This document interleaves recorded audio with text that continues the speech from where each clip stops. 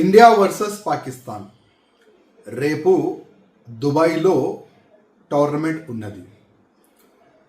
యావత్ భారతదేశంలో ఉంటున్న ప్రతి ఒక్క దేశభక్తుడు అసలు ఈ పాకిస్తాన్ నుంచి మనం ఎందుకు ఆడాలి మ్యాచ్ అని అందరు కూడా వ్యతిరేకిస్తున్నారు.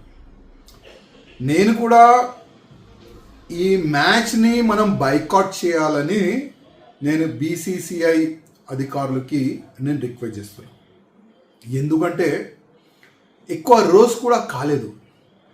పెహల్గాంలో ఏ విధంగా ప్రత్యేకంగా హిందువులని టార్గెట్ చేసి పేరు అడిగి కలమా చదువునికి వస్తుందా లేదా అని మరియు అడిగి ఏ విధంగా వాళ్ళు ఈ పాకిస్తాన్ టెర్రరిస్ట్ వాళ్ళు చంపినారు అందరూ కూడా చూసినారు. ఇవాళ ఈ పాకిస్తాన్కి మనము వాటర్ కూడా ఆపేసినాము. అట్లాంటి దేశం నుంచి క్రికెట్ మనం ఎందుకు ఆడాలని యావత్ భారతదేశంలోన భారతీయులు అడుగుతున్నారు. మనం కూడా ఒకసారి ఆలోచన చెయ్యాలి.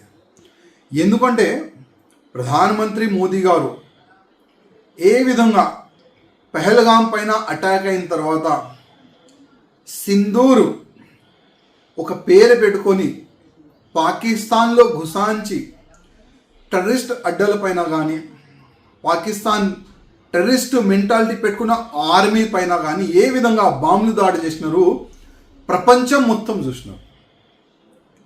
ఈ భయపడి పాకిస్తాన్ వాళ్ళు మోదీ గారి ముందు ఏ విధంగా వంగిపోయినారు మొత్తం ప్రపంచం చూసినారు.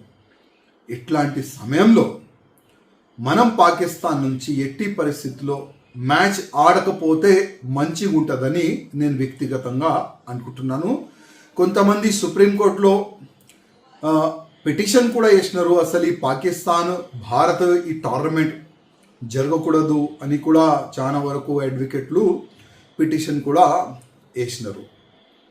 చాలా వరకు ఈ పెహల్గాంలో చనిపోయిన మన హిందువులు ఫ్యామిలీ వాళ్ళు కూడా అంటున్నారు అసలు పాకిస్తాన్ నుంచి మనం ఈ టోర్నమెంట్ ఆడొద్దు, ఈ మ్యాచ్ ఆడొద్దని వాళ్ళు కూడా వ్యతిరేకిస్తున్నారు.